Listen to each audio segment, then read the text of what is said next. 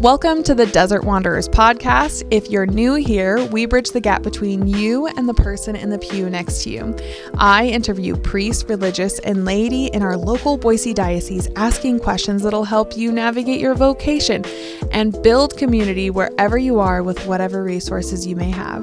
Let's build the city of God together. Welcome, Carol and Hope. How are you guys today? We're frightened. I'm so tired. We're going to talk about techniques and systems, and I'm very exhausted.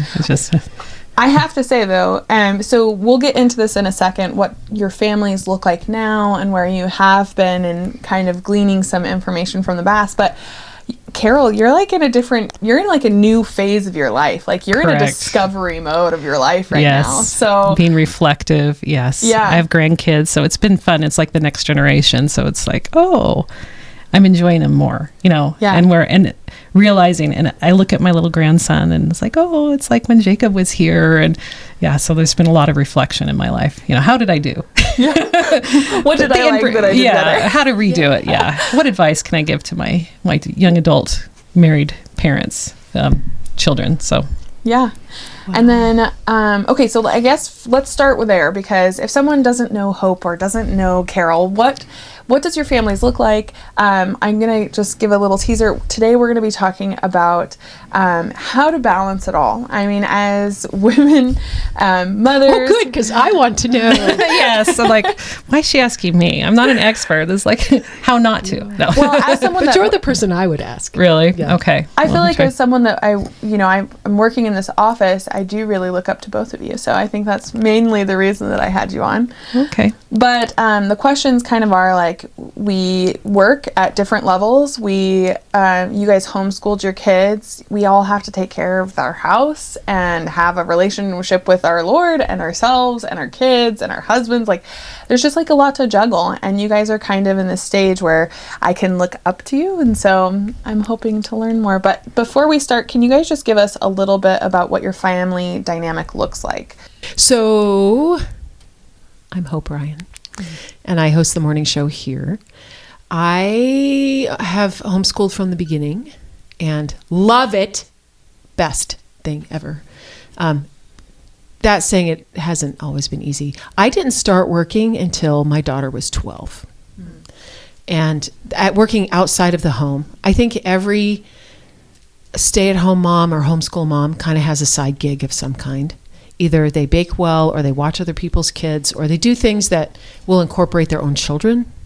I did transcription for a while, so I wrote the captions before AI came in, and that was really interesting. But I was up really late, and I had to be very detailed, which is really difficult when you're up really late. So that didn't work out so well for me. But Carol was actually instrumental in me coming in, because the original show host had a job change. And I remember I was sitting in front of Geeko Labs in my car. Geeko Labs was a place where you take your kids and they learn all about coding. And she called me and she was like, would you like to, maybe host the morning show? And I said, I get to talk to adults for a whole hour every day? Sign me up. So that was really, really exciting. But it was also God's providence, because if my daughter wasn't 12, she wouldn't have been old enough to kind of maintain things at home. And at the time, 12 felt very old. Saying that now, 12 was kind of young. But because it's an early morning show, they slept through most of it. Like they were just emerging when I got home. And we shifted bedtime schedules, so they were up a little later, so they slept in a little longer, so they kind of slept through everything. And my oldest is a daughter, and she's super responsible, and the boys just follow her along. So as long as she knew how to feed them, that was easy. What I get to do here, I just love, and I wouldn't do it if I didn't love it. I learned so much. I grow so much in my faith. And I've been able to share that with my kids. Like I'll get home and say, we talked to this amazing person today, and I'll either give them the short version of it, or I'll just pull up the show on YouTube and say, listen to this person. Isn't this great? So we have grown up here at Salt and Light Radio. There are pictures in the archives, embarrassing pictures, of me massively pregnant during the pledge drives very early on. So our family dynamic outside of that was, I was just a stay-at-home mom. I had a stay-at-home mom. My husband had a stay-at-home mom. My mom was like at home. I can count on 2 fingers the time she wasn't there, excuse me, when I came home from school. And so I decided that I wasn't going to be that kind of stay-at-home mom. So I was a non-working, out and about mom a lot. We just did everything. I have no family in town or nearby at all. I have very good friends. So for my kids, we just did everything together for a long, long time because I didn't have any way to outsource them. My oldest did not want to stay with a sitter. She just cried the whole time. It was miserable for everyone. So we just hauled her along. We brought her everywhere. I testified to the legislature once with her on my back for a midwifery bill. And the kids and I, we just went lots of places. And I see you have done that too, where when you bring your kids along, they eventually figure out how to behave in a public space, also at Mass. And that was really good for us because it was power bonding. Something that breaks my heart, and you see it, we're recording this in August, and school's about to start. And parents are like, when can school start so my kids can get out? And that just breaks my heart because I think, I can't imagine sending my kids away. But now my daughter's going to start college next week, and she'll be gone for a chunk of the day. I mean, she's going to live at home. She's going locally. But I thought, wow, that's going to be so different and so amazing. So that's kind of the journey to where we are. So I have a kiddo heading to CWI. My middle kiddo is a musician. He's taking 2 orchestra classes at the public high school across the street. Sticking our toe into the public high school was a super fun adventure. I'm like, don't look at anybody's phone. Just don't. Just go there and come back. But he's made some good friends and he's met some nice people. And I chaperone anything that they do. So I show up. And then my youngest is... he's in 8th grade, but he's just obnoxiously smart. And so he's doing high school stuff. And yeah, he's smarter than all the rest of us in the family. We're absolutely confident.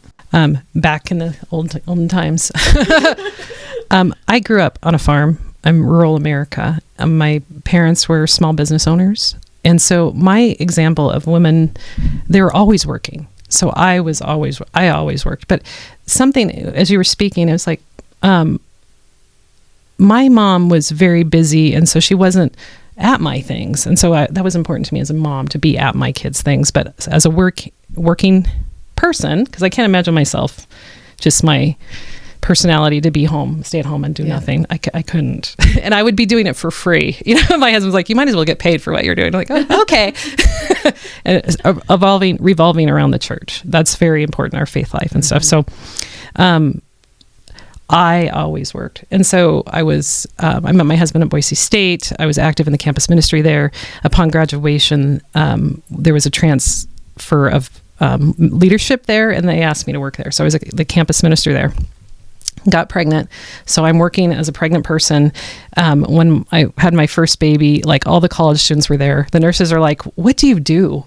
Like all these college students are there. The first birthday party for my son, it was college students and my son, they're like, why? He's supposed to be mashing cake in his face. I'm like, well, do you guys mash cake in your face? You eat with forks, right? That's his experience with young adults as he was growing up.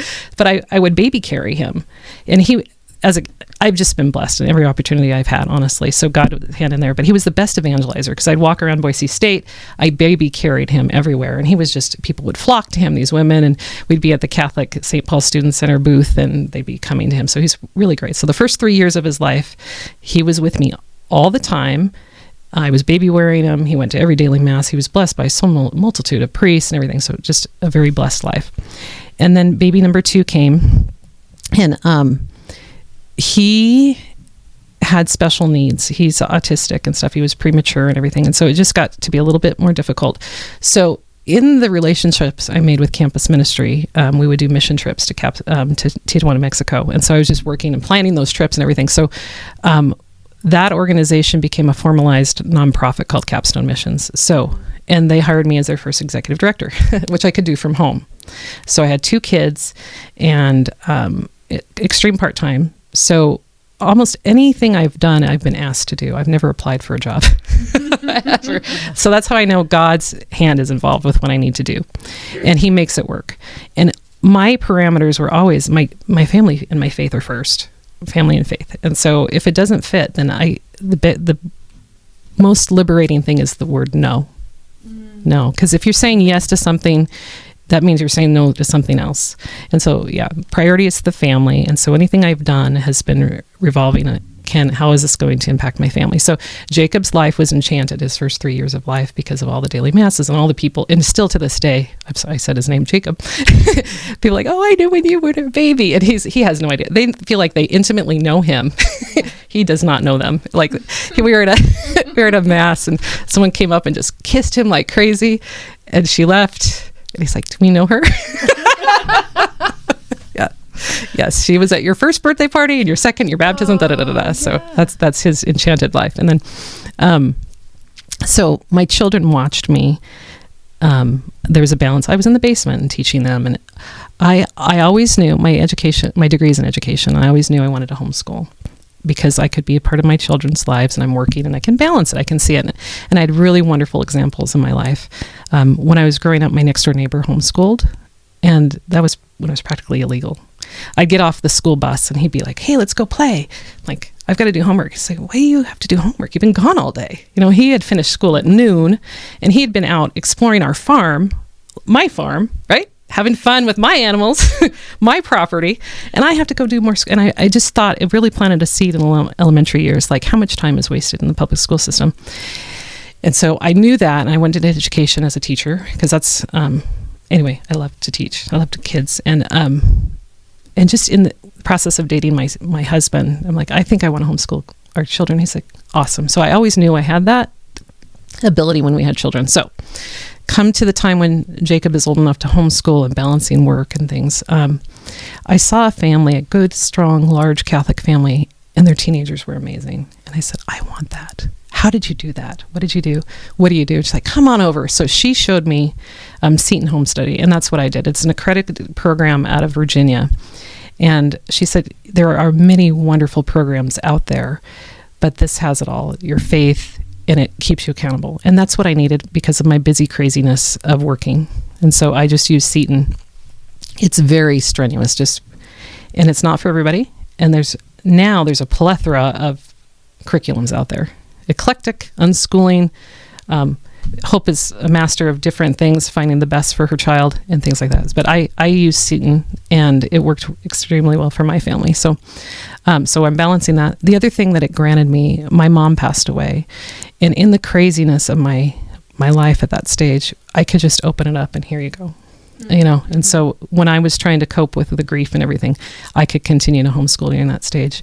And so I was working with Capstone Missions and then volunteering. This radio station happened.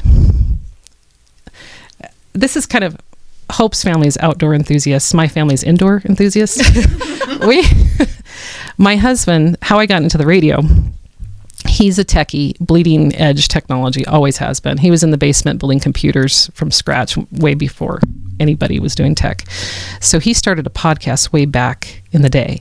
And it was picked up by the StarQuest podcast network, which was out of a priesthood of the Netherlands. And there's only like 5 shows, episodes of podcasts by the time. So we had fans from all over the world connecting with him about this show. It was called Into the Deep. It was with Father Mike Lee, I don't know if you, and Mike Inglesby, and my husband. And so I knew the power of this medium. It was amazing. So, and we had a fan in Boise, Idaho, who was helping start Salt Night Radio. And so Keith Pettyjohn had coffee with my husband, say, hey, do you want to do a radio show with your podcast? And my husband like, no. But he said, you should talk to my wife. And this is how God's hand works and everything. In the process of creating Capstone Missions and a nonprofit, I had to learn how to work with different parishes because we were not parish-based. I had to break the barriers of parish boundaries. And so I knew how to fundraise. I knew how to establish a new organization and everything. And so I had coffee with Keith, and that just started. So the first 5 years, all of us here at the station, for the most part, were volunteers. I think Brian was our first paid person. So at some point, I'm volunteering for Salt and Light, working for Capstone, homeschooling, And Keith said, when can I get all of you? Like, when do you think? And so we just went to prayer. And obviously, you know, the end result is that I stepped back from Capstone and became part-time employee contractor with very limited hours. And most people don't know that. I just became full-time when I graduated Ben. So that was 2 years ago. I've been part-time this whole time and either volunteer, contractor. Yeah, anyway. So God has blessed us. Most of my work with Salt and Light Radio has been in the basement, balancing. So Ben, my youngest, was 3. So You literally mean like in the basement of my house. Yeah, and also down here. Yeah, I guess I'm a basement dweller. My office is no. I had a beautiful office in my house. I really liked it. But so I have 3 sons. They're young adults now. My oldest, Jacob, is married with 2 children, and my youngest is at Boise. My middle is at Boise State, and Ben is at Mount Angel Seminary, and he is 20. So. I'll just interject there. So my kids pick up from there. So my oldest is 19, and then I have 15 and 13. Mm-hmm. So we run that span. Dang it, we just needed one more person to connect the gap, and then my kids are, in there. Right, yeah. Right. Yeah. Yes. I have suggestions of people that are amazing, that have the whole span from her oldest down to like 10. Right. Yeah. Awesome.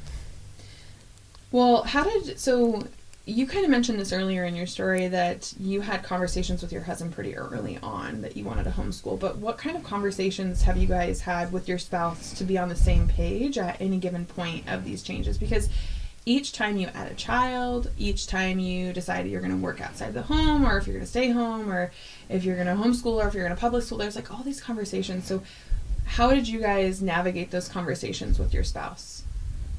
I can remember when I transitioned from Capstone to Salt and Light Radio, that conversation was, okay, we're going to need a house cleaner then. So they're just seasons of life. We don't still have a house cleaner, but there's just seasons of life where they ebb and flow. Because my husband, in his wisdom, he knew that it's going to take a little bit more effort. It's something new, and we need to get balance. And so something has to go if you say yes to something else. And so I needed a little bit more attention to Salt and Light as I'm figuring it out. And so we hired a house cleaner briefly to come in and make sure house life was calm. We love a calm house. We're pretty mellow in our home. And so if it's going to cause friction or turmoil, we need to take a step back and, okay, how do we deal with it? Not to avoid it, but like, how are we going to deal with it? How are we going to acclimate to this new transition? So, and there's been stages of the life. How can we balance? How can we problem solve to make this happen? If it's God's will, He'll provide a solution to make sure it works. I remember the homeschooling conversation early. So we were members at Holy Apostles for a long time. And when you talk about people coming up and loving on your little kids or your adult kids. Mm-hmm. So I sang in the Sunday night band. We had a band through all 3 pregnancies. And so a lot of people that I remember when you're pregnant. Now all of my kids are taller than me, and they're just shocked because it feels like, a year or 2 ago. Mm-hmm. But it's been decades, which is lovely. I should probably talk more with my husband than I have about the decisions. But we went, when they were opening St. Ignatius, my daughter would have been school age. So we went to the meeting to see, could this possibly be? And so we're sitting in this room full of parents, right? I'm one of the few stay-at-home moms, lots of couples, and a bunch of Challenger parents came in, and that's a private school down the street. And they were excited at the idea of St. Ignatius. And they started dropping numbers of what they paid for school. And I was like, well, we're out. Because there's no way. I was unwilling to go to work to pay for my kids' school, for them to be gone from me all day long. And I'd been watching the public and even the Catholic schools around us and kind of how the kids turned out. And I thought, I don't know if that's what I want. And I believed, or I clung to the belief from other parents who had young adults, like you were saying, Carol, where their teens were amazing. And they said, you're going to really love who your kids turn out to be. And I clung to that, even when I was certain it was poppycock. It's like, these hooligans are not going to turn out. This is going to be a train wreck. And of course, if you've met my kids, they are amazing. Despite me, really. Despite me. Because I'm just a box of rocks, really. My husband is amazing. But we realized at that point that just financially it was not going to be accessible to us. Because we were committed to me being home. We were committed to not going into debt.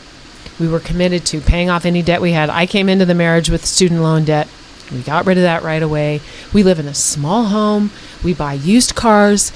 We just committed to that. And homeschooling just fit because it didn't, have to be a huge financial outlay.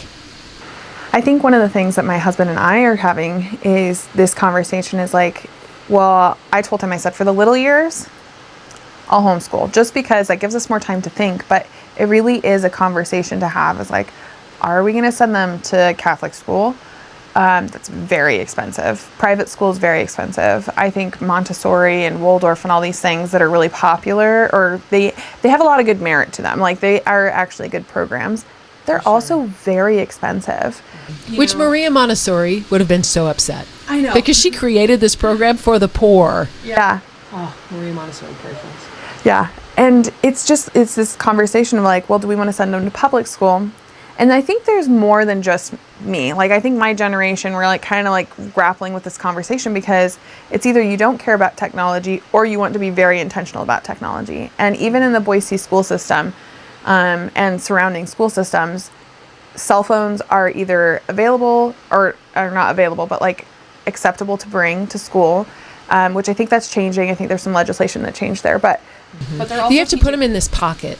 Like even in orchestra, you walk in, you put your phone in this pocket. It's got all these numbered pockets, your number, whatever, and that's your phone slot.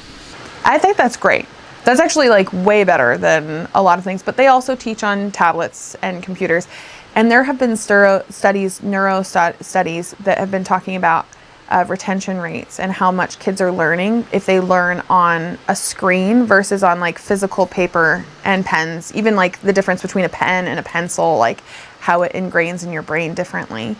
And I think you can get into the weeds, but it's really this conversation. It's like, not only is it financial, but it's like you have to think about like the tech and if you're okay with tech and if you're okay with your kids having phones or not having phones and at what age and then and sports comes into there. Are you a sport family where every night, every afternoon, every weekend you're committed to that or not?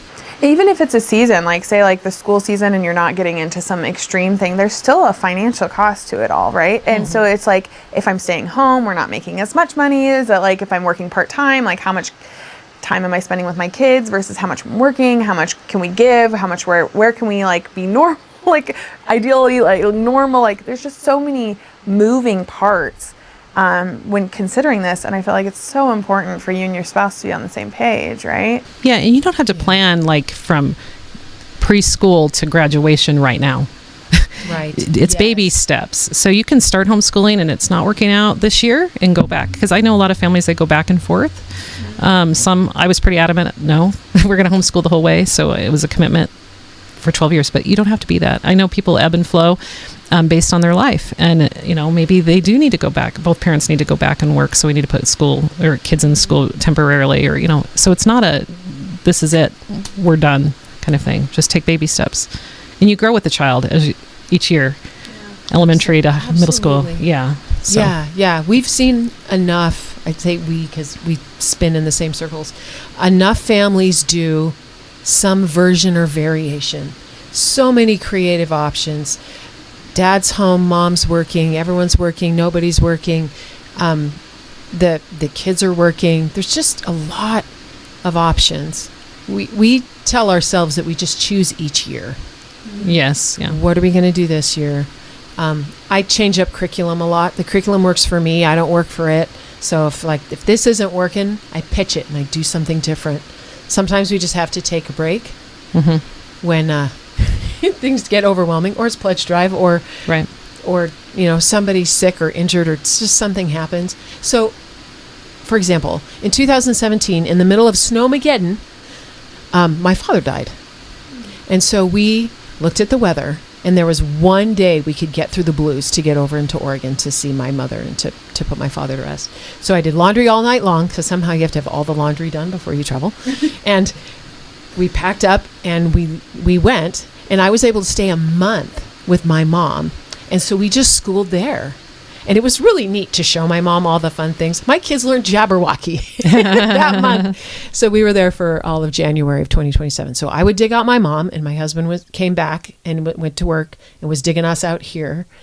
But having that flexibility during that time, and you mentioned it with your mom, was really incredible. And I wouldn't trade that. And also, there's more to education than just the books and the curriculum. Like, your children learned how to grieve and how to take care of your mom and all those life skills. The other thing that happened in my family, Snowmageddon is a good example, is my children were out there shoveling other people's driveways and things like that. There's just a generosity and virtues that we've taught in our homeschool that you don't often see in public school kids. And my mother-in-law, who was like questioning, like, what are you doing, this crazy homeschool thing? But she said, she's so proud of her grandsons. They're so kind, decent human beings that think to call, Grandma, are you okay? And they have the time and the flexibility of homeschooling to go over and shovel her driveway. We're not having to get to a bell at 8:00. So there's all kinds of, there's more to learning than just book learning. So, and the socialization aspect, right? Oh gosh. Yeah. It's like, I don't think I could handle any more socialization. And it's the home part of homeschool. That's the emphasis. It's the home. I think that's really funny, because that's the biggest, as I've talked to my family members, that's the biggest argument they give me. And I heard this one is the socialization. I'm like, well, how are they going to be socialized?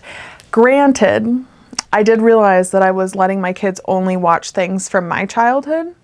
And I was like, okay, they're going to be the weird kid if I only show them things from my schools, because they're not going to have anything to talk to other people about.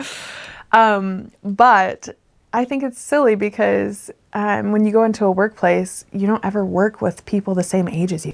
Right. You're never in a homogeneous group of people the same age. Ever.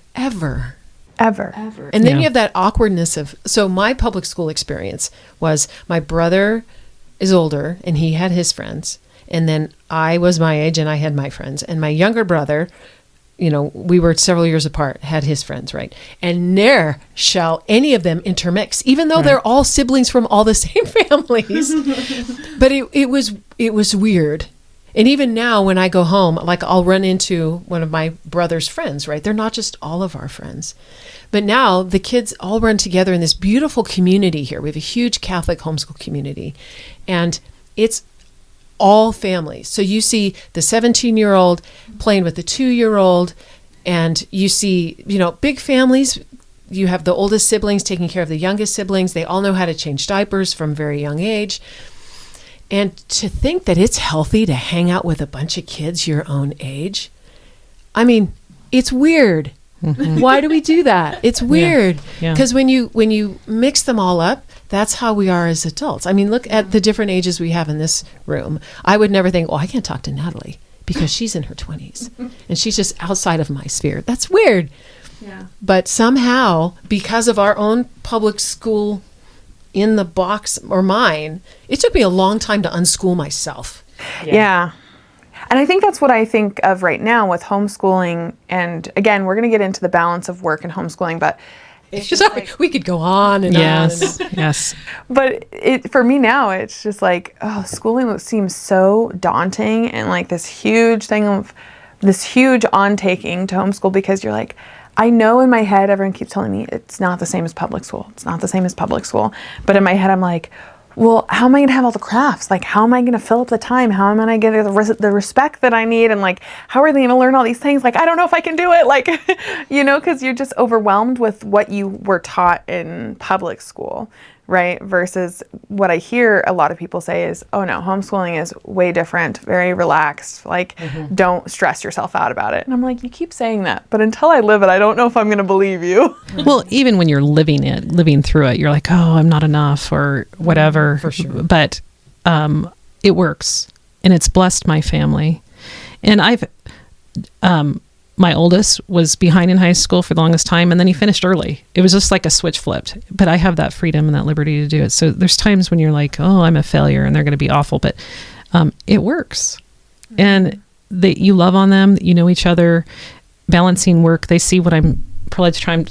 I don't know if you heard, that's a little stressful time in our life. Right. And they Very know, cool. And they're how they can help. And my homeschooling has evolved based on my life. And we went to year-round homeschooling. And so we would take like December off and enjoy Advent, and then there's just times, because there was one year that like, I just want to take every Friday off. We're just going to take every Friday off. The kids say, oh, okay, sounds good. Or they're busy with projects too, and we're focusing on it. So it ebbs and flows, and you never think you're enough. And I think that's Satan saying, oh, you're going to mess them up. I mean, my youngest kid's in the seminary, and, I think there were times when, let's put a little huge cross in the process of this and make you feel like you're not going to be successful, or society's telling your kids, you need socialization, or you just have to trust the process. Yeah. It works. And homeschooling's been around enough that we know test scores, they seem to be going out, and like my homeschooled son, my oldest son, married another homeschool kid from Florida. That's a whole different story, but I mean, they seem to be okay. They're surviving in the world, Right. And they're happy. Yes, they're in happy marriages. They have happy families. Yeah. If we rate it by, say, economics, maybe homeschooled kids aren't doing the economic top thing. A lot of them are super successful entrepreneurs, all of them. Correct, yeah. But their marriages last. They're happy. They're actually getting married. Right. And they're having kids. They're in the church. Mm-hmm. They're faithful. Right. Yeah. They're doing agricultural work. They're, running the farms and the ranches. And they're unafraid. They're unafraid to do hard things. It's true. I'm super encouraged. And their education didn't stop. So my philosophy from K to 2, they're learning to read. And then from 3 on, they read to learn. And they're continuing to read to learn. I don't sometimes understand their conversations or what they're talking about. I love the homeschool carpool, because I was a public school kid too, but the homeschool carpool, I'm like, oh my gosh, you guys, this is phenomenal. They're talking about ideas, and they're so smart. And we've given the homeschool moms, who are in themselves very smart and brave to do what they're doing, but they give their children wings and the ability to go off and learn how to learn. And love learning. It didn't stop upon graduation. It's continuing. And my oldest wants to be a homesteader. So they're reading, he and his wife are reading all about that stuff. And it's like, and they can. So it's beautiful. How do you balance the needs of everyday life, or how did you balance the needs of everyday life? Again, this is something I think I've mentioned it once already, but definitely off the podcast. I've said it like 4 times to you guys already. It's like, I'm like, how do you do it all? How do you keep the house clean? Because something has to give at some point. Correct. Something does. My house is a wreck. Okay. Or it was when they were little. So how do you mentioned earlier that in different seasons you've needed different things. So how do you guys like address needs and priorities, and like, how do you do that mental gymnastics, I guess? A lot of support of other people. Don't do it by yourself. It's not all on you. Jesus is your savior. You're not the savior. Jesus is the savior. So, never neglect your prayer life. You've heard the term, God will never give you more than you can handle, that kind of stuff. But so ask him about that. Have a conversation, have an honest conversation. Yeah. Lord, I'm feeling this way. Help me this way. Or, if you want this to happen, make it happen. I often pray, bless the work of my hands, magnify my efforts. If it's according to your will, help me to achieve it. Or maybe it's a cross I need to bear right now, and there's some sort of lesson I need. But you're also, your behavior is teaching the kids too. How your patience, or you getting frustrated with them, and how do they deal with it? And there's some I call them teachable moments all the time. It's like, okay, all right, so we're running late. It's just these dialogues I have with my children. Okay, we're running, and that's through the process of, and sometimes they are the problem solvers too. They help. Oh, well, Mommy, why don't you go do this instead? I'm like, oh, thank you. That might be an inspiration of the Holy Spirit from the voice of a babe. But never do it alone. I think that's probably the biggest thing. Ask for help. Moms, grandmothers, other moms, high school students that might be able to come in and help if you have young people. And then also part of the educational in my home, at least, they were part of that process. They made the mess. They need to clean it up. I had a game called Gravity. That's like picking up the item and dropping it in the gravity, and we were running around, gravity. Yes. And cleanup time, the cleanup songs and things like that. And so I watched my grandson do that. We went to now this is did you know they have cafe and plays now? We used to do the McDonald's stuff. So we had an appointment at a cafe and play that I went with my grandson, and he was there cleaning. I'm like, yay. He was playing Gravity. You're like, yes. Gravity game. Yes. Yeah. So anyway. Okay. So I've been accused of being like the fun mom. which my children would it's maybe more when other people are there, but we did a lot of song and dance. It's my personality. I get bored easy, right? So we have lots of little songs for things. We put music on. Vacation Bible School, you get the CD. We play the CD all year. We'll say, okay, we have this song length to get whatever done. Let's go. So instead of a timer, which is kind of cold, but we did use a lot of timers as well, especially with screen time. It's like, here's your timer. I'm going to hold it. When it goes off, you're done. Yeah. So that helped a lot. But we have little jingles for all kinds of things. I have a kiddo who just didn't want to eat with his fork. And he would hold the fork in one hand and eat with the other. So we have a little song that we sing about the fork, and we sing them now. One of them sat on the edge of the table and like cracked it. And so we made a little song about, don't put your butt on the table. And so we have a lot of that, kind of keeping it light, because that's what I needed to keep going. And the community you mentioned, Carol, is huge. Anything I do right is because I picked it up from somebody else. I mean, homeschool moms, we're thieves. We find a good idea and we're like, thank you, I'm putting that in my pocket. Yes. So many tools from other people. And even when I was pregnant, I would go to the moms group and I would just notice, how does that mom interact with their kiddo? How does that mom interact with their kiddo? And going, okay, I like this, I don't like that. Reading the books and that sort of thing. But it was a lot of just taking notes, trying things, realizing, that didn't work. Or even, like you said, the kids going, I don't like that. I don't like the schedule. I don't like my kids, because I'm gone in the morning. I'm gone before they wake up. They became autonomous in the morning. Like, I left a chore, and initially it was bribery. I'm like, okay, you guys get this chore done, and then one time this week I'll bring home donuts. And they didn't know when. They text me, is it donut day? No, you can't ask. But eventually that training turned into, now I just leave a little list. What's the Monday chore? I have a Monday, Tuesday, Wednesday. What's going on? And in the in the winter you shovel snow. In the summer you mow the lawn. But they know, it's Monday. What do we do today? It's trash day, and you mow the lawn. Okay. Tuesday, what's next? So the whole house gets cleaned because they're trained to do that. And it primarily happens in the morning. Like, I haven't cleaned a bathroom in about a decade. Wow. Yeah. So there's hope for you. Yeah, there is hope. Yeah. They get older. Yeah. And they can train, because I want them to be like fully functional, because you hear about kids in college who can't do their laundry, right? Or make a meal. Right. You want to teach your kids how to cook, because there's a lot of fun chemistry that happens in the kitchen, and history. So that training piece, I didn't realize how important that would be until I had to leave, and so now they're all trained. I have lots of lists. It's like, here's the checklist. Did you go through the checklist? But they are autonomous, and they can do it without me. And you mentioned the timer, practicality wise. So I have a son that's autistic. So we were really huge into routines. So we had to be very specific. This is what we're doing now.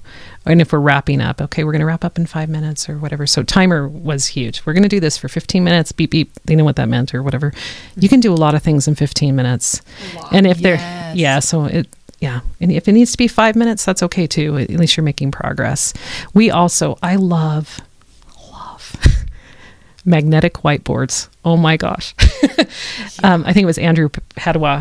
He has excellence in writing. He said it's so important as a homeschool home to have a big board, and you can write spelling words on there, and so the kids are just passing by and they see them, or the kids are writing spelling words on there, or they're drawing, they're doodling, whatever. So we have this humongous, still in my house, in my kitchen, this huge magnetic whiteboard, and that's where every kid had a magnet, and I had a chore, and we would mix up, every week we kind of mix it up. So that's the chore board kind of was on there. Their schedules were on there. So I am huge into lists too. And that's how I'm able to balance a lot with work and homeschooling. Lots of pre-planning and talking about it. And if you go back and analyze, it's kind of like an examination of conscience. You could either start daily or weekly or monthly. Is this working? Or semester or quarter, and say, okay, that didn't work. We need to you're just constantly reevaluating. That's where, like, when you're making a decision, is this working or not? Maybe they need to go to public school right now because of our life, or maybe I need to pull them because it's not working. So you just are constantly evaluating, because you change, they change, everyone's growing, everyone's learning. So yeah. I like the idea of being able to flow, because at times it does feel like, you're right, saying, is this working? How are we all doing emotionally right now? Mm-hmm. How are we all doing with the stresses that we have, right? Is there something that needs to change? And I think it's the problem of thinking about it and having it all in your brain and not making a choice. At least that's what I'm struggling, I think, with right now. It's just like, we just need to try something instead of thinking. Is a decision too. Right. So yeah, you just ultimately have to just it. Yeah, exactly. What do you do? I'm going to pose this one to you, Carol. How did you manage needs and expectations from your children while working?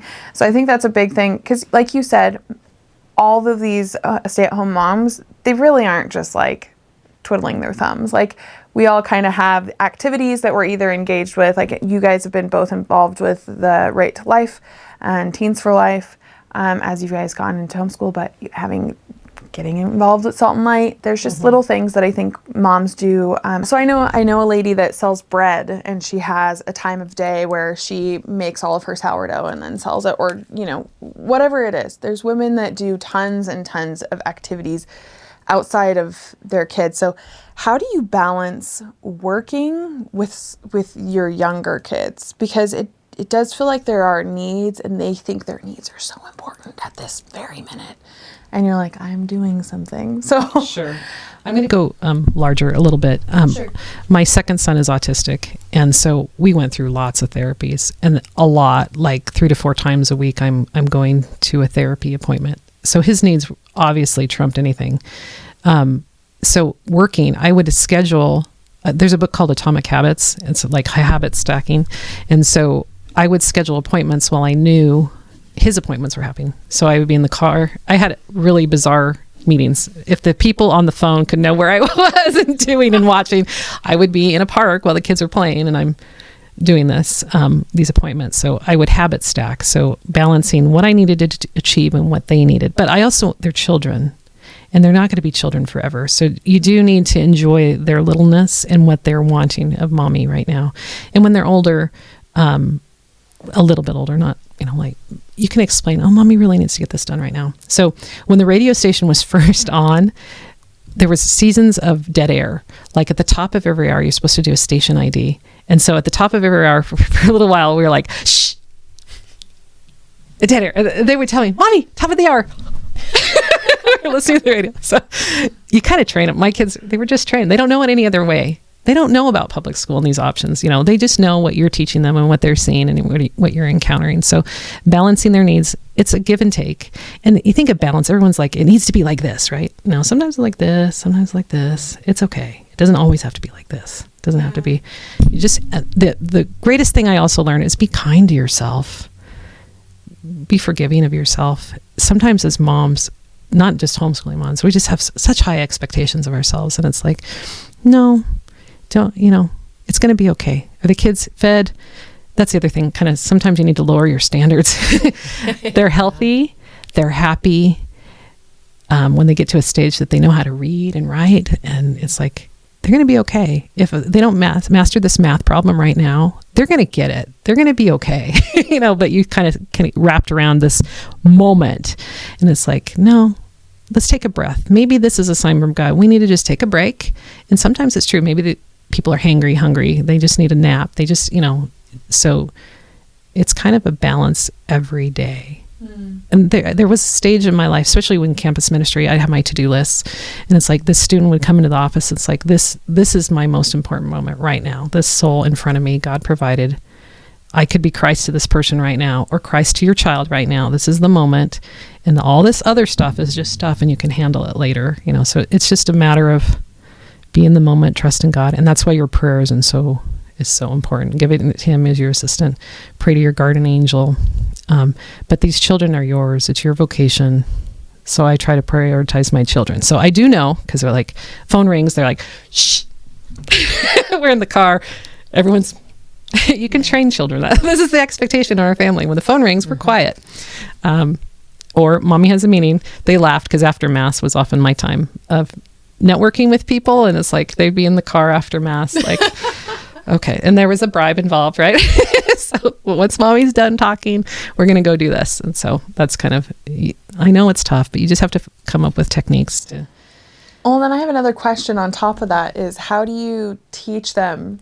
Because I feel like I'd be the person to be like, here's the expectation. Here's a lollipop at the end. But then being like, as soon as like we've done it like pretty good, like 3 times, and the 4th time they're like berserk. And so you're like, it's before you need it. Before you need it, you're training them how. Yeah, you practice. You practice. Like we would practice mass behavior at home. Oh, okay. Okay, show me your tiny voice. Can you make it tinier? That's a good tiny voice. We would do that. We'd have funny rules before we walked in. Like in mass, it was face forward, feet on the floor in your tiny voice. Because they would, crawl on everything and and keep it below the pew level. Because everyone thinks your kids are magnificent if they're more than 2 pews away and you keep it below the level. They're like, your kids are so good. I'm like, oh, you must be sitting more than 2 pews away. Because it's mayhem at my feet. Yeah. But everyone's really quiet. But we would practice at home. Yeah, it's absolutely practicing. I do have a question on mass. What is appropriate mass behavior? Because my oldest is getting to the age where he is not quite at the age of reason. So I'm not having really strict behavior, but he's quiet and he's just on the floor. And you're like, what do I do? Do I just enjoy mass and just try to get as much as I can out of it at this moment? Because you're not really disturbing anyone. Or when do you start teaching kids to, start to kneel at the kneeler, or like you said, sit, in the pew, feet on the floor? I guess, what does that look like, and how do, this is kind of a side topic, but how does mass behavior, how do you practice that, and at what age do you have what expectations? So what stage are you going to have them sit in the pew? I think it's time to have them sit in the pew, practice sitting in the pew. Like sitting down on the pew? Yeah, instead of on the floor, because that's where you want them. Most people aren't on the floor. That's abnormal, behavior, especially. I understand what you're doing of keeping them quiet, but that's not the point of mass. Yeah. If he's sitting in the pew and watching, and we did a lot of storytelling, like what's going on, and we would have mass quizzes too. So I don't know if you knew this, but we would have mass quizzes. So it started, what color was the priest wearing? And then it would gravitate to who was the priest, what was the homily about, what gospel from, these quizzes in the car, and there was prizes. So they were very attentive in this. So like there's a lot of prizes. A lot of bribery going on. Yeah. No, but they're simple. There's no shame in that. That's a truth. It's a tool and you use it. Yeah. Tool in your toolbox. Yeah. We did a lot of mass whispering. So like when we're all standing, they'd be standing on the pew. So my lips are near their ear. Kevin would do it also. And so we would do that same thing. How many candles do you see? And we taught our kids not to point with their fingers, but to point with their elbow. That was a Ryan secret. We've taught other kids, point with your elbow. So then whoever's on the receiving end of the pointing doesn't feel pointed at. Yeah. But going through, what color? Why is it purple? Why is the priest wearing purple? Who's that other guy? Who are the kids? How many steps? Who's in the art? Do you see Jesus? Do you see Mary? Just looking kind of peppering them with questions, so their brain is occupied doing that. So, I think parents of little kids, they get one entire 100% mass in cumulatively about once a year. So we appreciate, I appreciate that you spend. I help a family with little kids in mass. So our family sits with their family. They get, each little kid gets a Ryan or two. And I find even now with them, I'm like, oh, pay attention, address their need, pay attention. Because there's enough adults. But remembering that it's like you as the parent, you're not going to get a lot out. And that's just the reality. If you want to get a lot out, go to an early mass, divide and conquer, go to a daily mass if you need that quiet time yourself. But you're really focused on your kids. Part of it is just keeping the melee at a minimum. And the other part is, okay, how can I help form you? Because eventually they're done listening to me talk. They're like, Mommy, put me down. So we would have a bag of soft, holy things, because we learned anything made of wood, or really even like hard plastic. Yeah. Made a lot of noise. We had a kid, we had stuffed animals. One of my kids, it was a little bat, hucked the bat, I don't know, 12 pews behind us. Like it flew. And I thought, oh my gosh. But the beauty of community is eventually the bat, got passed back up to us. But we tried to have, mass-based books and things in a mass bag. But it was only for mass. You couldn't play with that any other time. That was special just for mass. And so I would stash it someplace all the rest of the week. I like that idea just because I think sometimes I think I've needed to hear the permission of being it's okay not to pay attention in mass to help people, to help form your kids. Because I think half the time I'm struggling between well, if I'm not listening to the readings or if I'm not listening to what's going on and paying attention, then maybe I shouldn't receive communion that day because I'm so distracted with what's next, the kids next to me, right? That I think in a way I needed to hear it's okay to just help form them and it's still, it's still all right. There's grace in just showing up. Because correct. I think we get a lot of stress. My husband and I will get really stressed out because we're trying to pay attention. We're okay, come on, pay attention with us. But we're not, it's part of that passing down that generational knowledge, right? Which is missing because we're not going to church with my parents. We're not going to church even with my brothers and sisters, my cousins or my husband's family.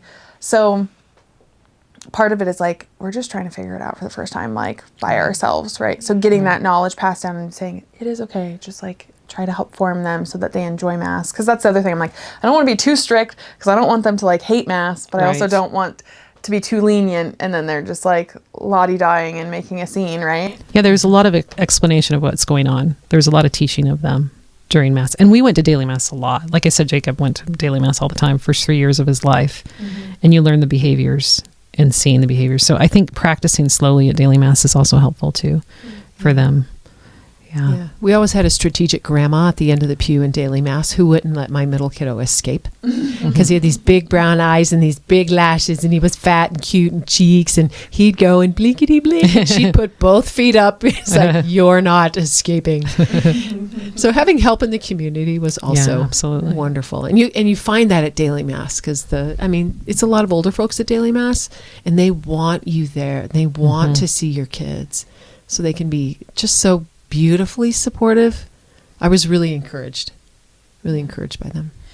Okay, this is a question that I don't know if you guys would like to answer, but I like to ask. Was there any hidden costs of homeschooling, working, maintaining your house, having a really, what were the hidden costs of either working outside of the home or homeschooling? Okay, I don't know if this is a complete thought, but I just had someone congratulate me or it's oh, you were so lucky with your kids. You're so lucky. And I'm oh my gosh, this was such hard work. There's all kinds of hidden costs with me staying home, working part-time. I mean, I could have gone full-time, daycare, not know my children, not be part of their lives. So we sacrificed my income for me to stay home and homeschool them. So there was that aspect of it because we could have the wonderful, phenomenal trips all the time and experiences in the summer, but we can't afford that because we're kind of a lower income family, so to speak, because of the decisions we made. But the fruits of that I'm seeing now as a young adult. So we didn't have all the extravagant vacations that maybe some other families have. So the other element of cost, as a homeschool mom, we're scrappy, but we also want the best. We pick and choose the best. And at the time, the best for my family seemed to be in Canyon County, which is Caldwell. And we drove a lot. My husband was gas. He's isn't there something you could do here in Boise? I'm no, the best 4-H club is Valley View. And it's way out there in Marsing. And if you want the best for your children, in that respect, we would make the drive. We also went to different parishes because it was very important to me that my children, my boys, see happy priests. And so we often would travel to different parishes to mass. And so the cost of sometimes curriculum or gas, what we invested, lessons for things. There's that expense. So I hope that answered your question. That's a good point, because when you homeschool, your electives and your extracurriculars don't come to you very often. It's super rare. You might have a piano teacher or a music lesson teacher who travels to you, but yeah, it's a lot to make of the time and effort to and the gas. We have a very fuel efficient runaround car that we bought used. We're very happy with that. But there's also a silver lining to the car ride, because sometimes it's just you and the kid who's getting the lesson or doing the whatever, and you get that one-on-one conversation.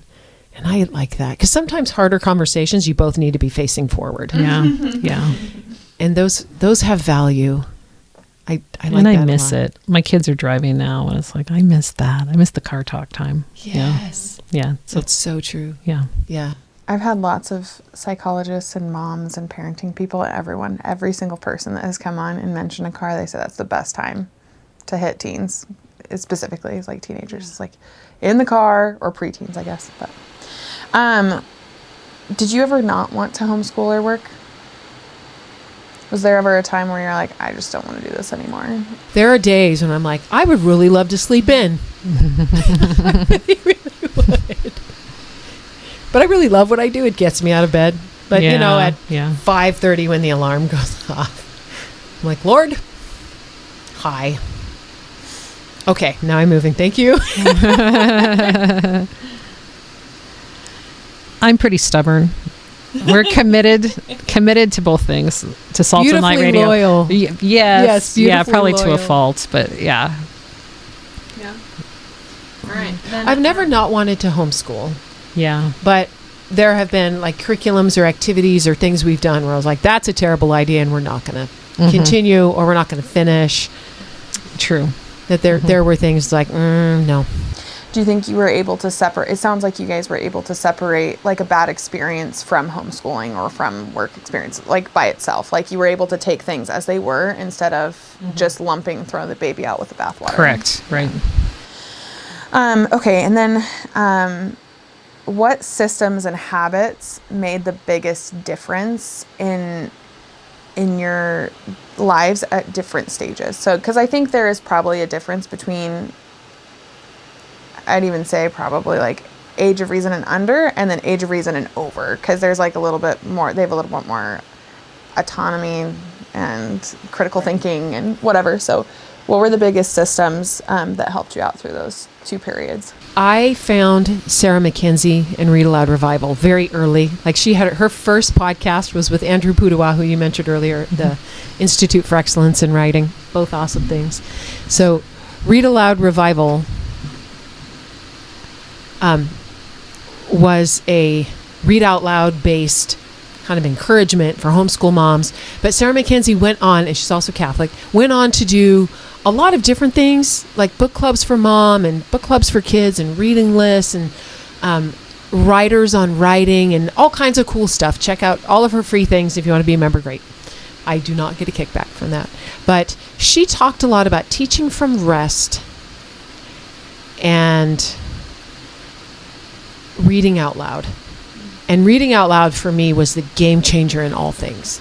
And she talked a lot about how to tackle difficult issues through books, because there's some things that we in Southern Idaho are not going to experience, right? We don't have a lot of race issues here. So we were able to use books to tackle some of those problems and to talk about those things before they showed up, or friend problems, or just, pick your issue, pick your problem that a kid might encounter. We could use books to kind of preemptively get to those. I'm not even sure I'm answering your question. No, that's great. Okay.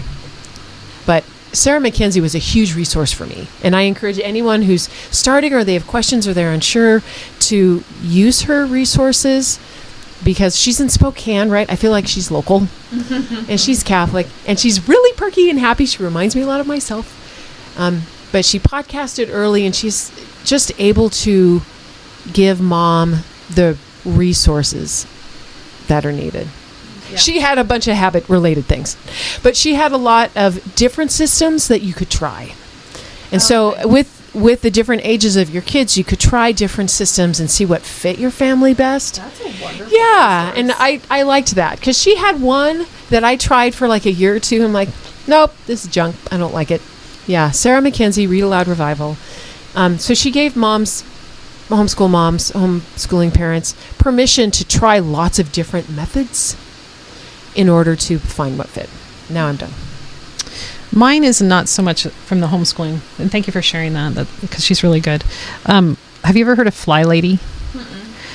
I don't even. She is also Catholic from Louisiana, Wow. and so she was about maintaining her house, and she's called Fly Lady because I think she was a fly fisherman, but she'd have all about routines about maintaining your home, and she taught me something that it's called a control journal. Like, this is what ideally life would be like, and so you're in control. You're control of your life. But there was the crazy day aspect of that control journal. When things don't go according to plan, what is your plan?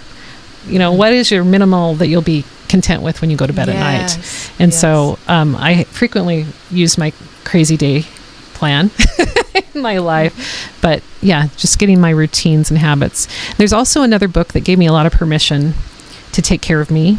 It's Mother's Rule of Life. Oh, so good. So good. Yeah. And so getting your spiritual life in order, I think, is highly important to help your children as well. Right.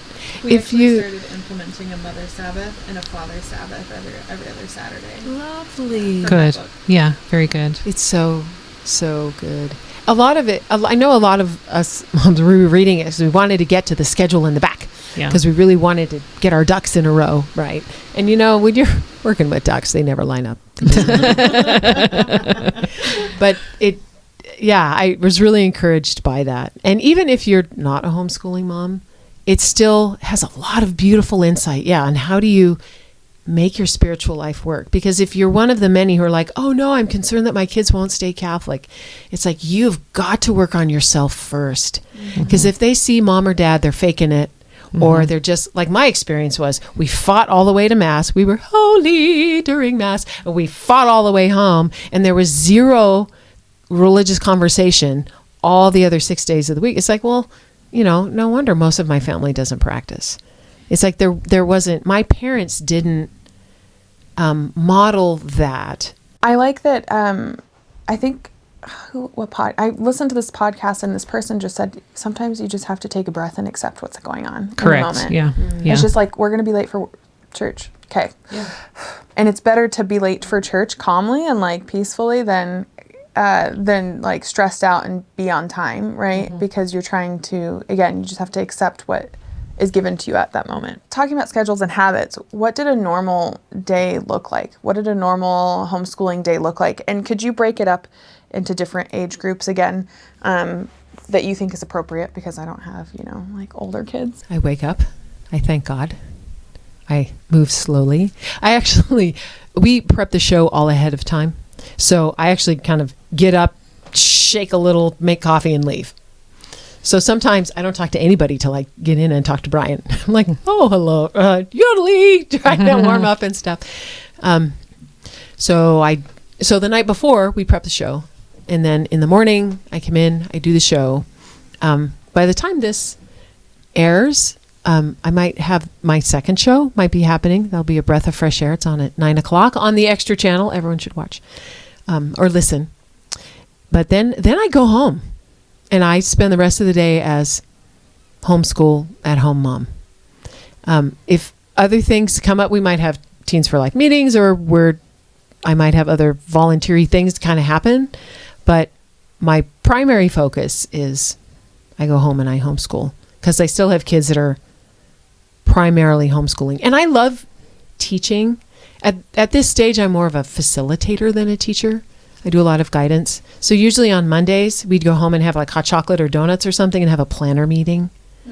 And we started the planner meetings when I don't know, double digits or so, where they each get a planner and we write down the big interruptions. It's like, so-and-so has an appointment, or I'm going to be gone, or dad has the day off, or when dad was working from home. That was really different during COVID.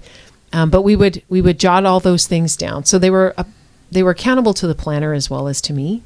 So we would jot those things down. Sometimes I would write it for them, depending how old they were. And then that was for me to know what we had planned on Monday, because by Thursday, I don't remember. And then they can look at like a checklist.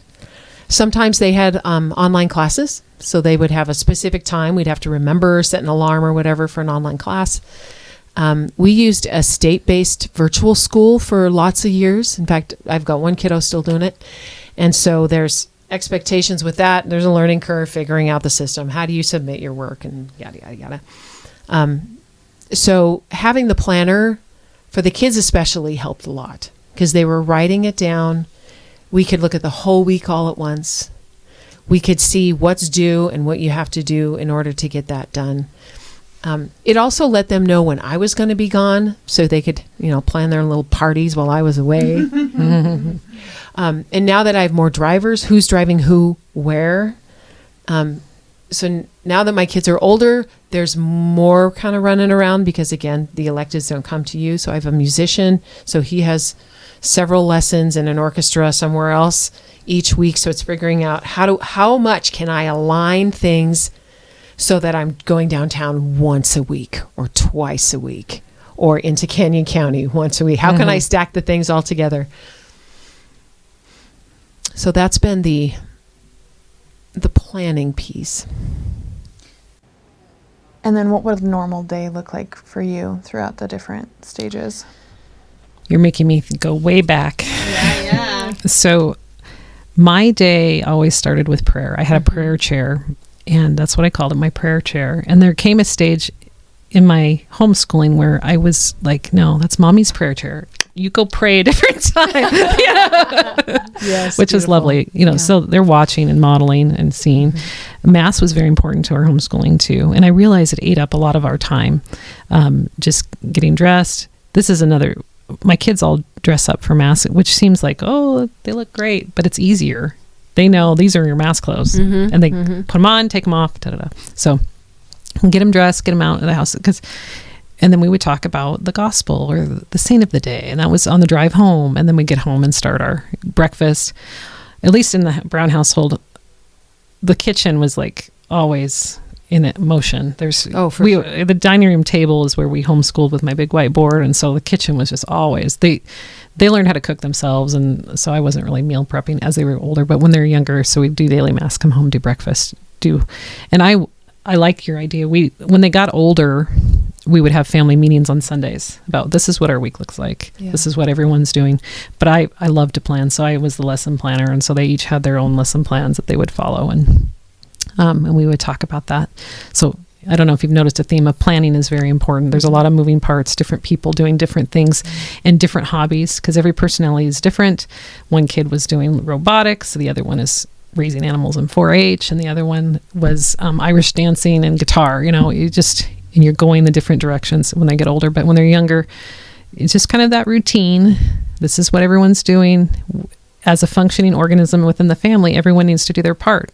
And when they don't, it makes an impression. Like if someone forgot to take out the trash, it's getting stinky and gross, and it was his responsibility to do it. So there's that kind of dialogue of dynamics. So prayer was very important to our life, and learning your job, mommy's job. I facilitate, like you said, I facilitated a lot of their learning, because after they knew how to read, their job was to read that lesson plan and do their thing. And we provided them the resources, the materials to do that. That was our job. And we would have conversations. Oh, you're not being very respectful to that book. We bought that book. That was very precious to us, important for us.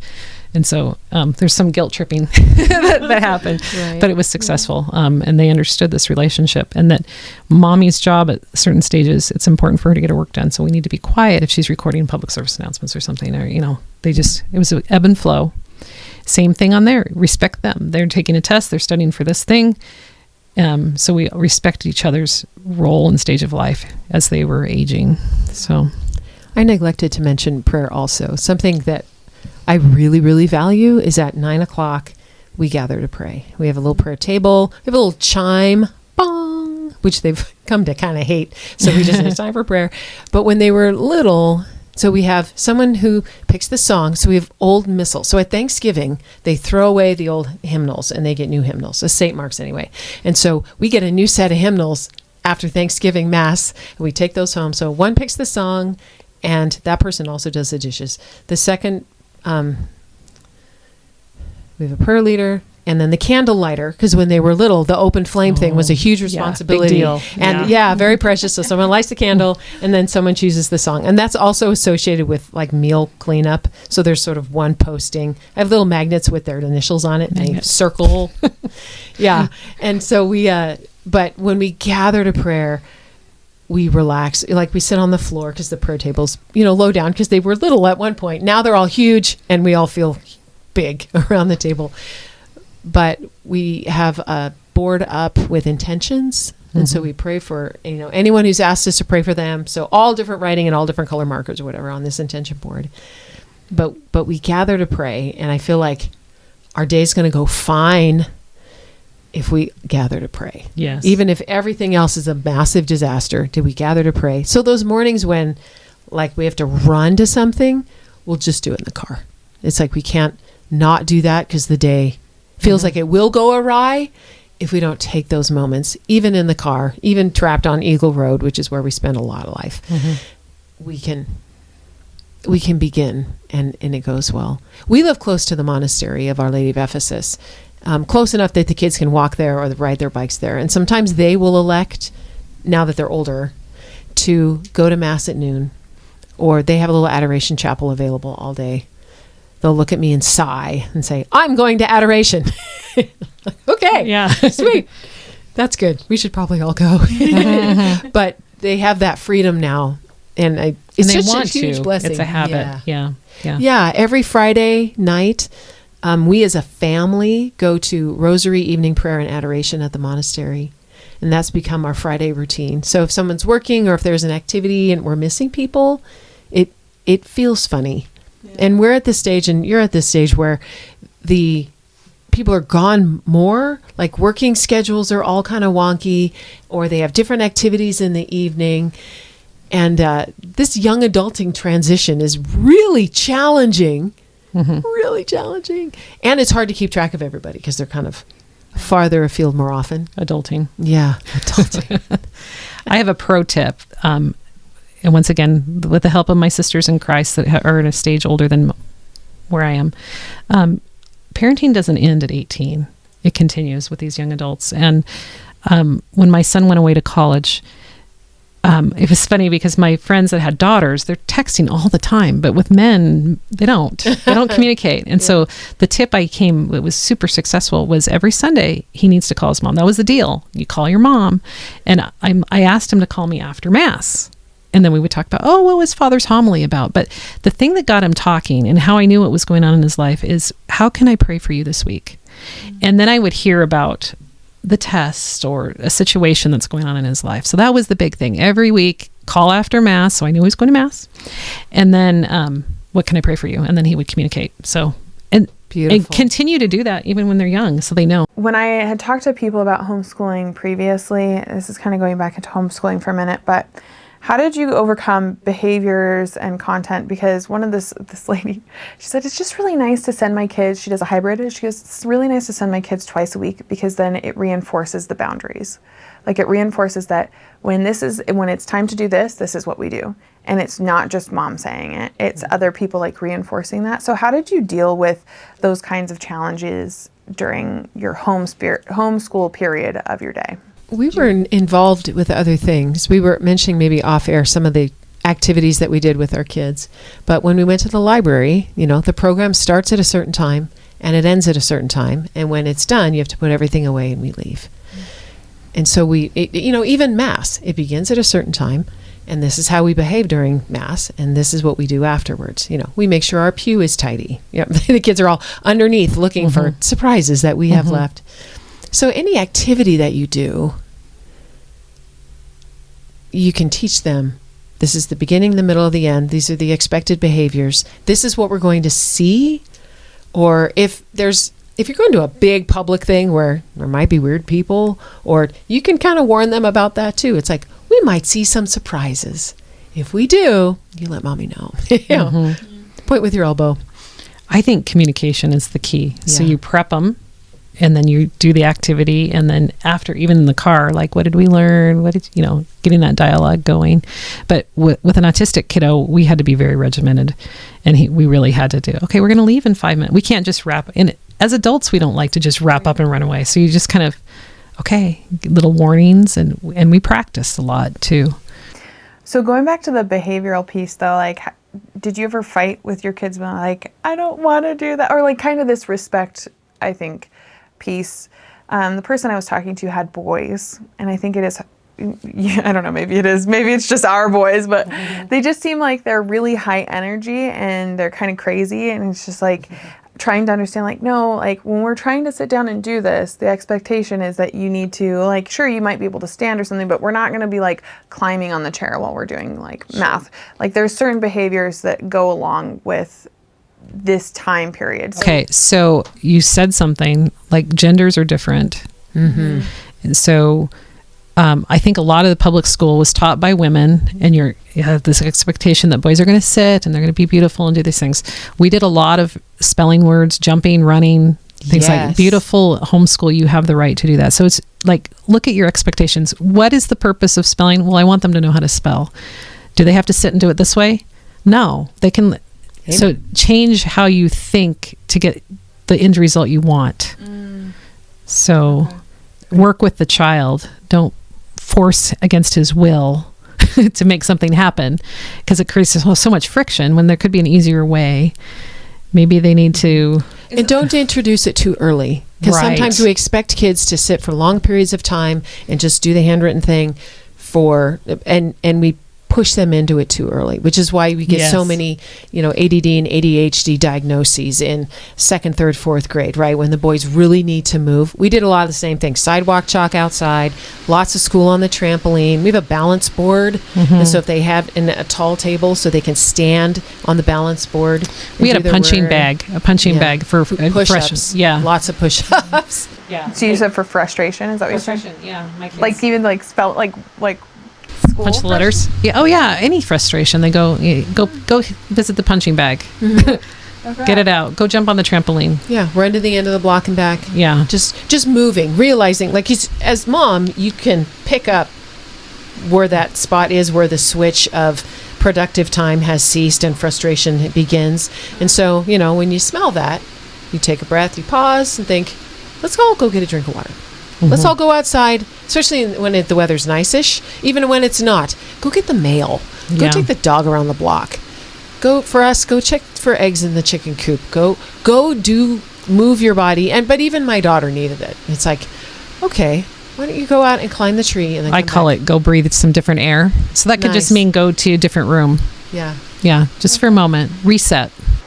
That's so great that you said that, though, because I think really, again, coming from a public school system or even like a private school system, your idea is you sit down and you work, right? And so the idea of even like incorporating lessons that incorporate movement, I think is so foreign to me, to be honest. You know what I mean? It takes a little bit for the mom to unschool and expectations. For sure. Yeah, the kid teaches you.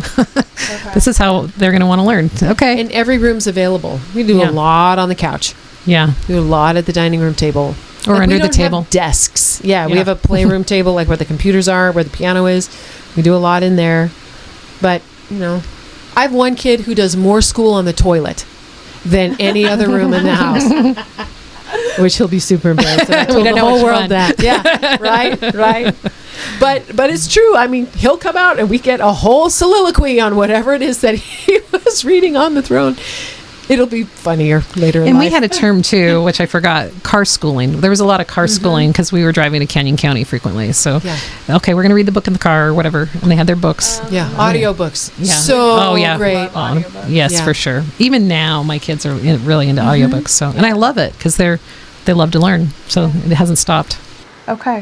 What are some tips specifically for schooling boys that you guys think are valuable? The movement piece, for sure.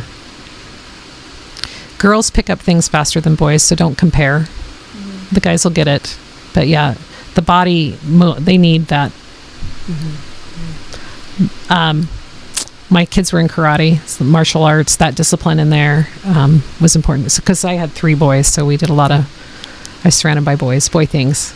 But we didn't do sports. They're more intellectual. So chess clubs, things like that, robotics, like that. But you find what they enjoy or introduce them, because they don't know, but introduce them to things, exposure, Renaissance fairs, activities. Right. Swords and sticks and rocks and catapults. And so I have 2 boys. And it's really fun because that's when Dad can kind of come in and do some of the rough and tumble things, which has been, my husband is super good at that. He loves being outside. He gets them outside a lot. I check out the morning light segment. Oh yeah. They did with going outside. Dad's been outside. I re-engineered every math problem to be related to something they loved. So I had a kid totally into dinosaurs. So every math problem had something to do with a dinosaur in some way, shape, or form. The length of his tail, or this type or that type. Lots of manipulatives, like stuff. We would get the dinos out. Got a big box of them. Get all the dinos out. Basic math, adding and subtracting, and using the manipulatives. Yeah, moving sidewalk chalk, bouncing on the Legos. trampoline. We did a lot of Lego stuff. Oh yes, Lego math. Yeah. Yes, it's show me a cell. Go build one out of Lego. Yes, history. Yeah, build this. Yes, Yeah. Minecraft. Yes, it's yes. like I'd like Hadrian's Wall in Minecraft. Minecraft please. was so funny because it was just starting, and so we had a Catholic homeschool server. I don't know if it's still happening, but my kids moderated that, which was also leadership. Yes. Learning, and there was a little competition. Design a church, and then liturgically, get the colors right, and so it was just lovely. This homeschool server of Minecraft, and there's Minecraft lessons out there. And I know a friend that he quit. He was a professional. He was a public school teacher. He quit his job to become Minecraft math teacher, and so he has all these math lessons in Minecraft. Yeah, so there's all kinds of fun stuff out there now. So the quantity of resources is overwhelming. Yes, so you can find specifically Catholic things, and then the non-Catholic world is growing, filled with so many good ideas. It's easy to get overwhelmed. Yeah. I want to say something though too. We were not we're techie family for sure, computer geeks everywhere, but we didn't do schooling that way. So I just remember Ben, he didn't get his phone until he went on a trip. He was like 16 or 17, and he's like, what's wrong with these people? You talk about socialization, no one's talking, they're all looking down at their phones. He was there just like, will anyone talk to me? Because he didn't have his telephone. So anyway, I think there's a time and place for tech. So for sure, waiting for phones. Yeah. Okay, but how did you deal with burnout then? With all like the mental, and this is kind of what you were mentioning, is like there's so much stuff it can be overwhelming. Yeah. What about like, I think there's such a mental load. Again, it's the idea of this tech, right? We are on our phones, we see these people having these perfect lives, and they're like, and I mean, even if they're not perfect lives, they're like showing their dirty house or whatever, you're still like comparing yourself like, well, how are their kids doing? Or how am I, just stop the comparisons. Yeah, comparison will really discourage you. There's also really good stuff on there too. It's like, okay, you could try this and that, and here's some meals or whatever. I think go back to basics. Yeah. Really go back to the basics. The family life, homesteading, whatever, but making meals at home, reading, writing, arithmetic.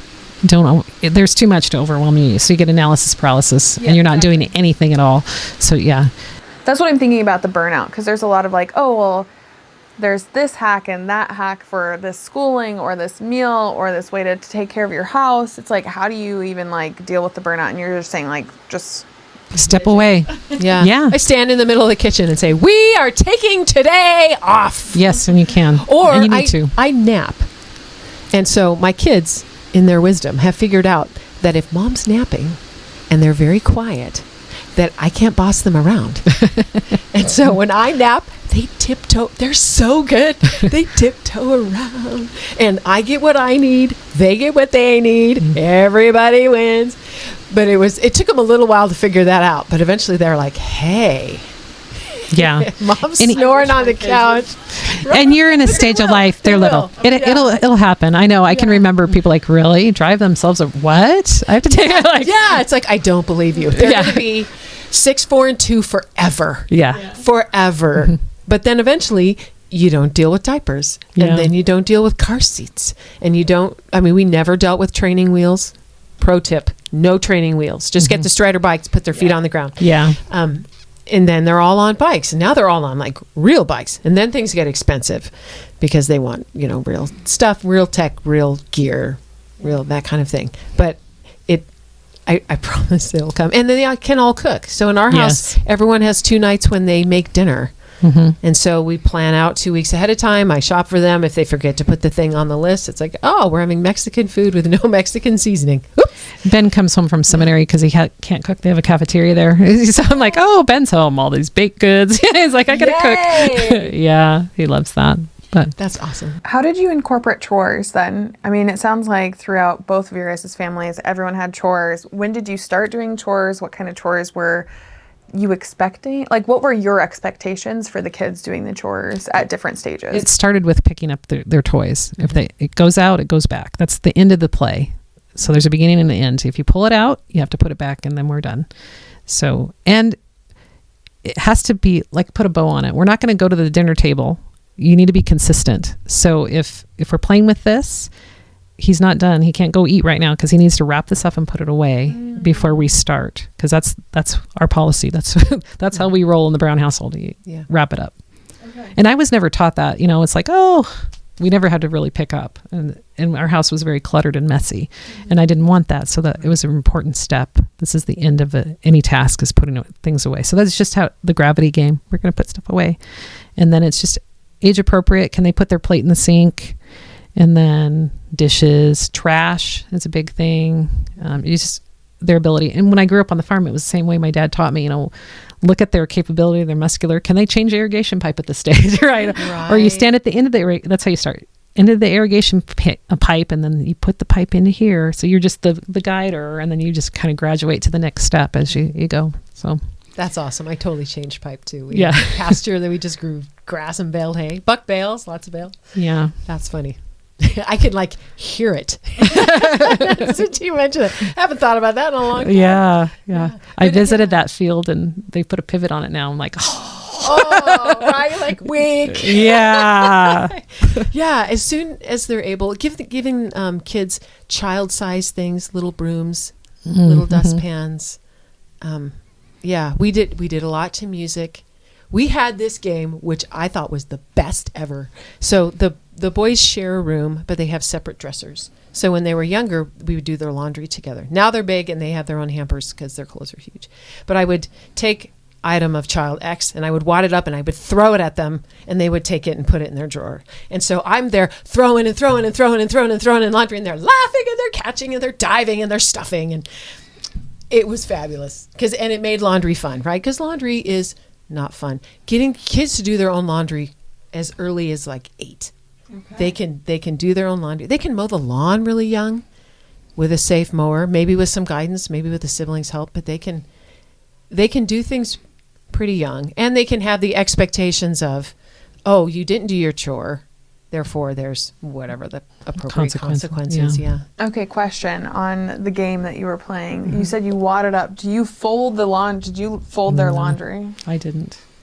Only when they were super little and I had space issues. I don't fold anybody's laundry. I have 2 kids who fold and 1 kid who does not.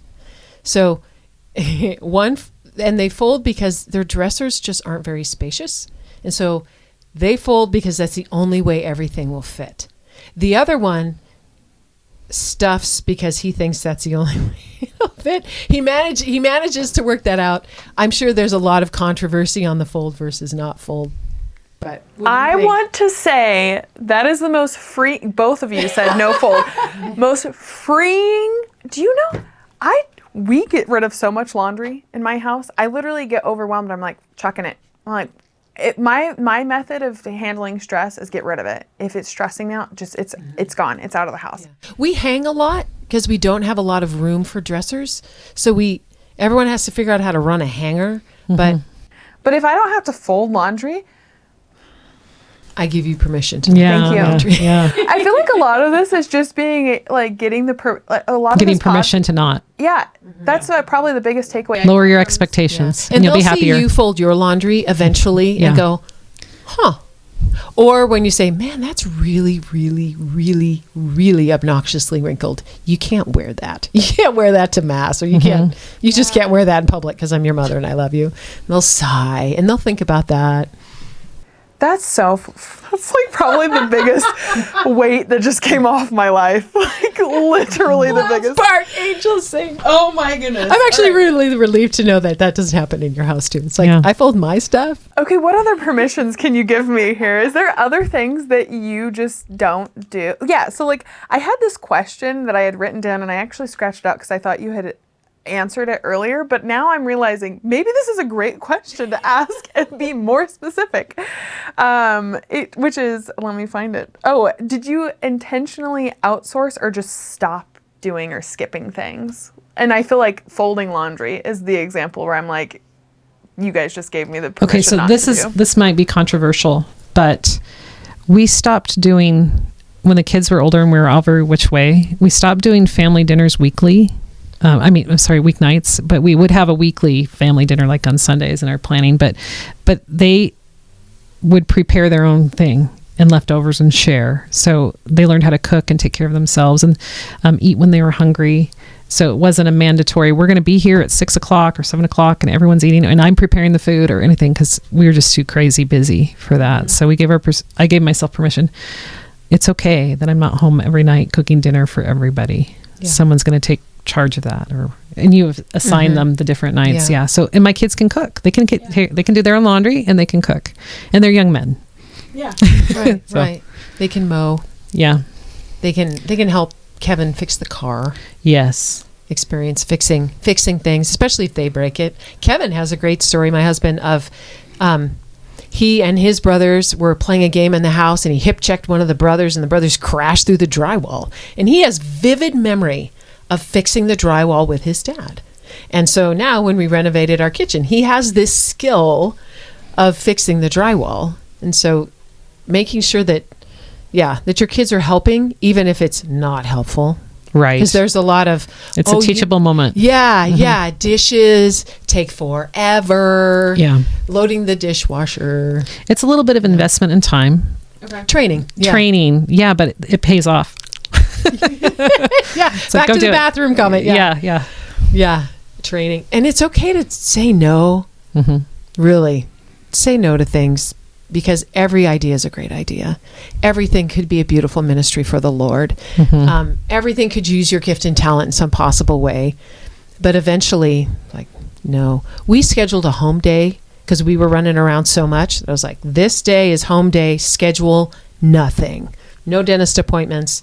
No, nothing. And it was a relief. It was a relief to know. And to be able to say, no, I can't do it that way. We actually called it nothing. We scheduled. Nothing was scheduled right here. NOTHING. Nothing is scheduled right there. Yeah. Yeah. Were there any things that you intentionally skipped or didn't do? I mean, again, folding laundry, but in terms of chores, I'm thinking in my own weight, the weight of everything I'm juggling. Was there anything that you guys did in the Ryan house that you intentionally skipped or didn't do? Which is a funny question, because you probably didn't at this point you're not realizing that you intentionally skipped it. But yeah, because we got rid of our TV. We got rid of that early. We have a projector that projects on a wall when we want to watch movies, but we got rid of that, and that took a big distraction out of the home, because if it was a big enough screen that you could use it as a computer screen, but then we also, it was when everyone had TV. We don't stream anything. So if someone's watching a movie, we're all watching the movie. Mm-hmm. Otherwise, we're on individual screens. And I can see every screen in my house from this strategic point in my kitchen. Oh, nice. So there isn't a way to hide it. No screens in bedrooms, that kind of thing. Mm-hmm. Things that we skipped. I'm not Martha Stewart. My home is not Martha Stewart-y at all. Right. I mean, we have a couple of family photos. It looks fine. It's comfortable, but it's small, and there's 5 of us bumping around there all the time, especially during COVID when my husband was working at home and all 5 of us were at home all the time. So for us, dishes wise, after each meal, mainly dinner. Breakfast can be a little bumpy. Lunch is on your own. But at dinner, all the dishes get done. The dishwasher gets loaded. It gets unloaded the next morning. So something deep in my soul wants everyone to do their dish every time. And some people do it. And if you're successful with that, awesome. But for us, it's like, let them stack up because they're going to get done. There's a time and a space for them to get done. But it's not going to be after every single meal because there's the next thing. It's like, let's go, go, go. That's worked for us. And then in the Ryan household, how has your husband kind of taken on these different tasks throughout the seasons? Kevin's definitely also a principal. That helps a lot. Because he's very academically driven. He has an advanced degree in engineering, so he thinks education's important. He also really supports me in some of the STEM ideas. I have a kiddo who really loves, say, to build trebuchets and catapults and things that launch projectiles. And so they're in the garage, cutting boards and working things and doing that technical stuff, which I'm not super skilled at. And the outdoor man. So domestic chores, does a lot of backup things, but he also does the really important things, like he paints the house and he can fix all the house kinds of things. He fixes all the cars. And so he does just so many things that I cannot or shouldn't. Wonderful. Okay, and then this is kind of a question that I was thinking about or reflecting on, and you said basically just like get off social media or stop judging yourself off those things, but have there been different times in your own family journey where you felt judged or that you weren't doing enough or that you're not able to juggle everything that you need to juggle, and then how did you kind of overcome that, or how are you continually overcoming that if it's still yes constantly. You feel that you see like the Ryan's family that they're orchestrating things and publishing books and stuff. It's like, but you can't compare. Your family is your family. Yeah. There you have those skills and abilities that are unique to them. They were created in the image and likeness of God and given to them. Every family is different. And there just comes a point where you have to realize that stop the comparison. And there's different techniques to homeschooling. There's people that use curriculum. There's people that unschool and just really and it's dependent on your family. What's best for your family? So stop the comparison. Yeah. I can't add much more to that. Absolutely true. It's a choice. It's a choice to say, I'm in the skin I'm in. Mm-hmm. And I'm good with that. I trust that the Lord has given me everything I need. So I'm not going to slap him in the face and say, how come I'm not like her or them? Or it's like, stop. How do you do that though? How do you surrender your life? And this is a really big question, but how do you surrender your responsibilities and everything to Jesus? It's your conversation with him, your intimate conversation with him every day. You have to talk to him every day. Mm-hmm. When you make the plan, say, Lord, how does this look? Yeah, he might laugh at our plans, and that's where your interruptions come in. It's like, right. You needed to work on your patience right now, so I'm going to work at it for you. But you have to trust in him. Jesus, I trust in you. I go to daily mass and get inspiration. I love the saints, and they frequently, in the church's wisdom, they've lived a lot of the same things.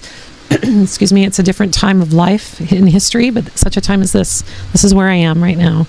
And you can just learn the virtues that they experienced, the troubles they experienced, and learn from them. I can't do it all by myself. Right. And we could run around more.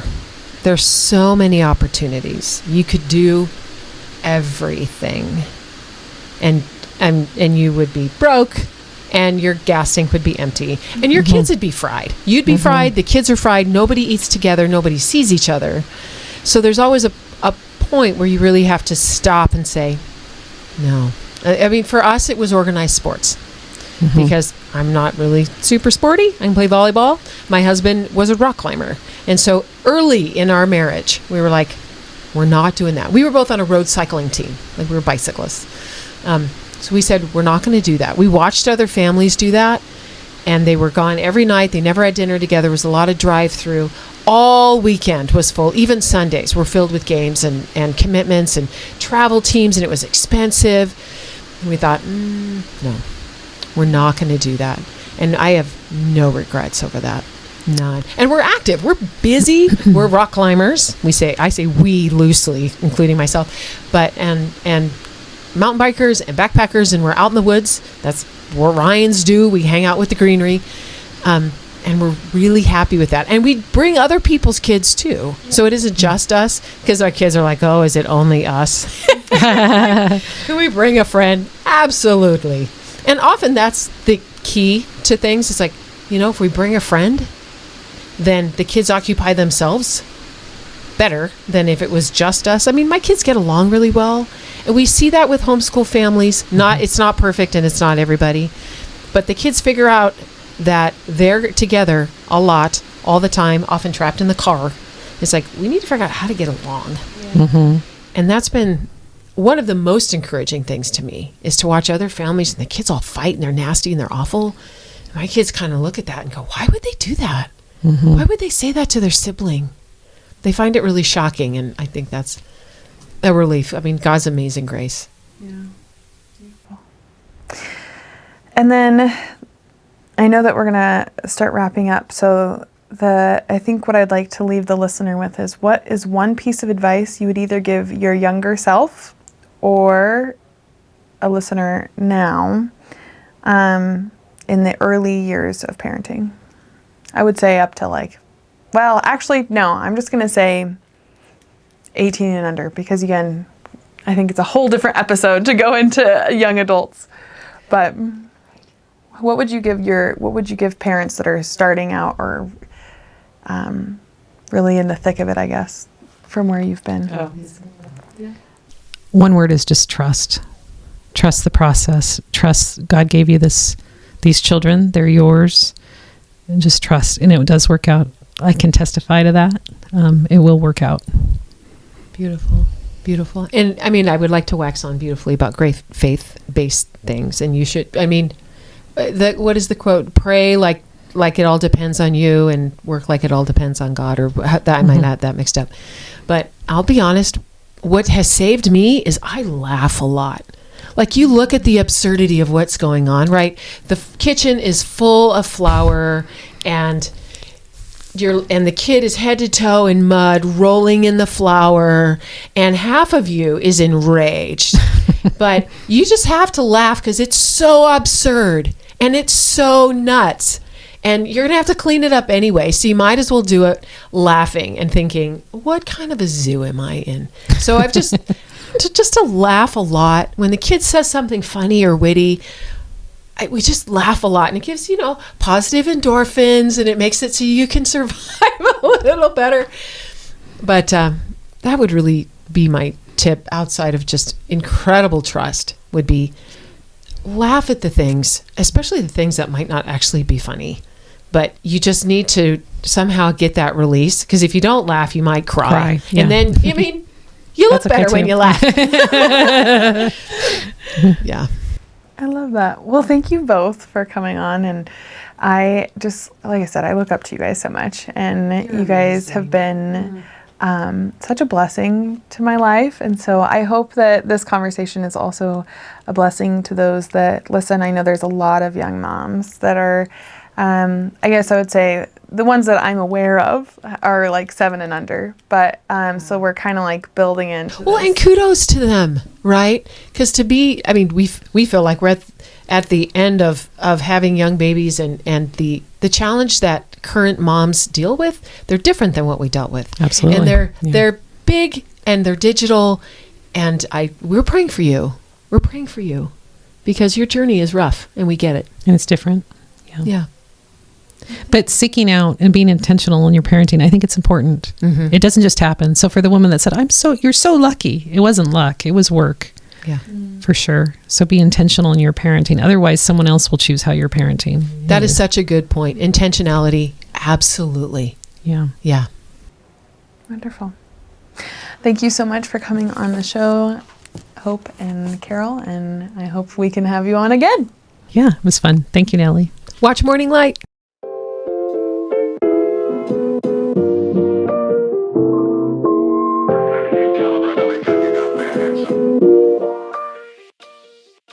Thank you for tuning in to this episode of Desert Wanderers. If you liked it, give us a thumbs up as well as subscribe down below.